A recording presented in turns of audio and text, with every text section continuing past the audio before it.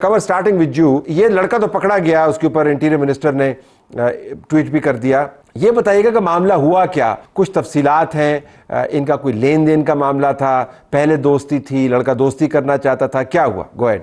जी, अभी तक तलत साहब जो इसकी रीजन सामने आई है उसमें पुलिस ने भी इस चीज को एक नाम दिया है, वो है कॉन्टिन्यूस रिजेक्शन इस शख्स की जानिब से।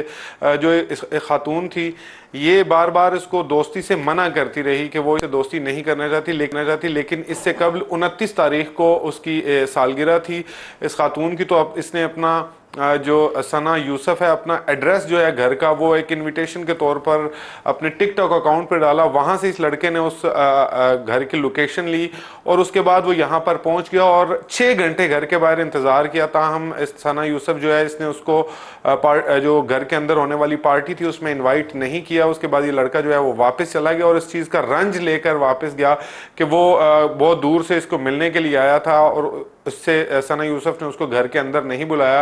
तो उसके बाद गुज़श्ता रोज़ जो है ये शाम 5 बजे करीब यहाँ पर पहुंचा और G13 जो उसकी रिहाइश गाह है वहाँ पर आकर 2 गोलियां मारकर सना यूसुफ को जो है वो कत्ल कर दिया।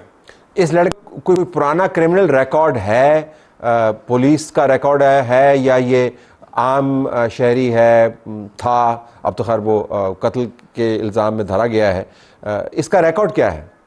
जी तलत साहब, इसका कोई क्रिमिनल रिकॉर्ड अभी तक नहीं। 22 साल का ये लड़का है, उमर हयात इसका नाम है। इसका वालिद जो है वो 16वें ग्रेड का ऑफिसर है किसी गवर्नमेंट का वहाँ पंजाब में ही। और उसके बाद बताया गया है कि इस शख्स ने अपने दोस्त से ये पिस्तौल जो है वो लिया और उसके बाद वहाँ से ये पिस्तौल लेकर यहाँ पर पहुँचा और इसने 1 घंटे तक इंतज़ार किया, क्योंकि वहाँ पर जो CCTV फुटेजेस देखी गई उसके मुताबिक 1 घंटे तक इसने इंतज़ार किया। जैसे ही इसने देखा कि ये दरवाज़ा खुला है, उसके बाद ये अंदर दाखिल हुआ तो इसकी वहां पर जो सना यूसुफ है, इसकी फुप्पो वहां पर मौजूद थी, जिसने इसको रोका और इससे पूछा, जिसके बाद इसकी और सना यूसुफ के दरमियान एक तल्ख कलामी हुई, जिसके बाद 2 फायर जो है उसको मारे और वहां से फरार हुआ। और वही जो एक आजकल तरीका है, एक बाइकिया करवाया और बाइकिया के बाद वहां पर बैठकर ये अपने इलाका फैसलाबाद के करीब जो जड़ा वाला है वहां पर ये चला गया। जिसके बाद क्योंकि ये इसका कोई क्रिमिनल रिकॉर्ड नहीं था, इसी वजह से इसने जो मोबाइल फोन उस लड़की का वहां से उठाया था वो और इसका अपना मोबाइल फोन इसने वो बंद भी नहीं किया। और इसी जो मोबाइल फोन है उसको ट्रेस करते हुए पुलिस जो है वो जड़ावाला पहुंची और इस जो मुलजिम है उसको वहां से गिरफ्तार किया और उसको लेकर अभी CI सेंटर जो है वो पहुंच चुकी है। ओके, असलम साहब जरा कराची की तरफ हम रुख करते हैं। ये फरमाइएगा कि ये जेल की दीवारें कमजोर थीं या जल्जला जो है रेक्टर स्केल पर हमें कम नजर आया और कराची में ज्यादा महसूस हुआ? क्या हुआ, ये कैसी दरारें पड़ी, ये लोग भाग कैसे गए? देखिए तलत साहब, वो मरकजी दरवाजे से ही भागे हैं। दरारें इतनी ज्यादा नहीं थी, एक दीवार को थोड़ा सा नुकसान पहुंचा था, लेकिन जो ज्यादातर भागे वो मरकजी दरवाजे पर भागे। और उसकी एक वजह यह थी कि जल्जला 2 रोज से वहां पर आ रहा था और ये एक बात, वहां पर जो मलीर कायदाबाद उस इलाके में जल्जला के झटके ज्यादा थे। मरकज कायदाबाद के पास ही था और जो इस जेल से तकरीबन 3.5-4 किलोमीटर के फासले पर है, तो वहां इस जल्जले की नौयत और शिद्दत ज्यादा महसूस की जा रही थी। और ऐसा था भी कि वहां पर जल्जले के झटके थे और कैदी चूंकि 2 रोज से बात करें कि मुसलसल जल्जले के झटके आ रहे थे, तो और 12 से ज्यादा जल्जले के झटके आए, तो इस वजह से कैदियों की काउंसलिंग भी की गई थी कि ये इससे परेशान ना हो, ये जल्जले के झटके 2-3-4 दिन रहेंगे और उसके बाद खत्म हो जाएंगे, इतनी ज्यादा शिद्दत के नहीं है। लेकिन कल रात जब 11 बजे एक शदीद नौयत का जल्जला जो 3.5 या इससे भी ज्यादा था, तो फिर यह किया गया कि कैदियों को बाहर निकाला गया। 6000 से ज्यादा कैदी हैं, तकरीबन 2500 से 3000 कैदियों की एक गुंजाइश वाली जेल मलीर है और यहाँ पर 6000 से जायद कैदी हैं। 4 और 5 नंबर बैरिक के कैदी भी यहाँ पर ज्यादा हैं। तो बाहर जब निकाला गया कैदियों को, तकरीबन कह रहे कि 2-2.5 हजार कैदी थे जो एक जगह जमा हो गए थे।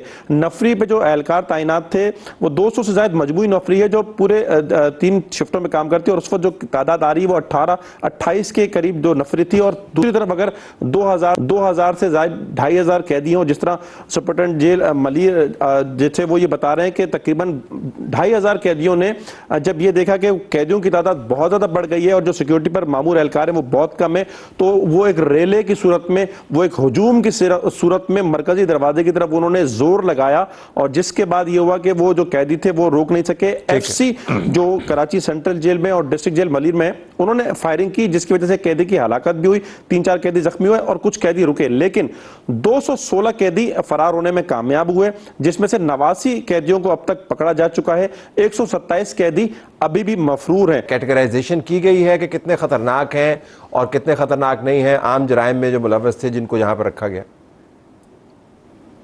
देखिए, वज़ीर दाखिला सिंध ज़ियाल अंजार कहते हैं कि ये जो जेल है, और तरह साहब ऐसा ही है कि जो सेंट्रल जेल कराची की है, यहाँ हाई प्रोफाइल केसेस हमेशा से यहाँ पर जो मुकदमात में मतलूब होते हैं उनको यहाँ रखा जाता है सेंट्रल जेल में। ये जो डिस्ट्रिक्ट जेल मलीर है 1995 के बाद ये बनी थी, 1996 में यहाँ पर जब मलीर डिस्ट्रिक्ट बना तो उसका नाम भी डिस्ट्रिक्ट जेल मलीर हुआ। यहाँ पर ये पहले बच्चा जेल थी, ये बच्चा जेल कहलाती थी, फिर इसे लांडी जेल भी कहा जाता था। जो जरा कम नौयत के, कम संगीन नौयत के जो मुजरिम होते थे उनको यहाँ पर रखा जाता था, बिलखुसूस बच्चों को।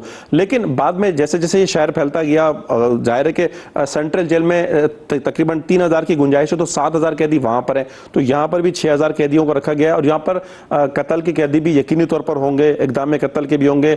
लेकिन वज़ीर दाखिला सिंध कहते हैं कि मंशियात के और चोरी और डकैती के जो मुल्ज़िमान हैं वो मुजरिम हैं, वो कहते हैं ज्यादातर कैदी वो जो अंडर ट्रायल है, जिनके भी केसेस चल रहे हैं, वो यहाँ रखे गए थे और वही फरार हुए। लेकिन उनका कहना यह है कि उनका डाटा मौजूद है, उनके घरों के पते मौजूद हैं, और यह कहा गया है कि अगर 24 घंटे के दौरान ये कैदी वापस नहीं आए तो इन पर दहशतगर्दी का मुकदमा दर्ज किया जाएगा। एक कैदी के हवाले से हमने देखा कि उसकी वालिदा खुद लेके उसे आई, पैदल उसको लेकर के पहुंची और वो उसको कैदियों के हवाले किया, जेल हुकाम के हवाले किया। आपके पास मैं अभी आता हूँ जरा, ये सलमान फारूकी वाला जो मामला है, आज हमने देखा कि ठीक है उसको उसके जुर्म के मुताबिक सज़ा मिलनी चाहिए, प्रोसेस भी जारी है, लेकिन जिस तरीके से लोगों ने गुस्से का इजहार किया जब वो कॉरिडोर से जा रहा था और उसके पीछे भागे, उससे आपको क्या पता चलता है कि पब्लिक सेंटिमेंट क्या है। ख्वाजा आसिफ ने इसके ऊपर ट्वीट भी किया है, उसके अंदर उन्होंने खदशे का इजहार किया है कि निज़ाम जो है वो जीत जाएगा, ये ताकतवर लोग हैं, इनके पास वकील तगड़े हैं वगैरह वगैरह। उसके लिए मैं आपके पास आता हूँ, ज़रा मैं वापस जाऊँगा कमरुल मुनव्वर के पास। कमर,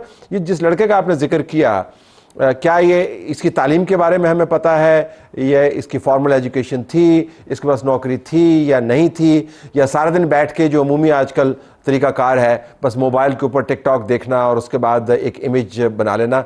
ज़रा इसके प्रोफाइल के बारे में आपको अगर मालूमात हमें बताइएगा।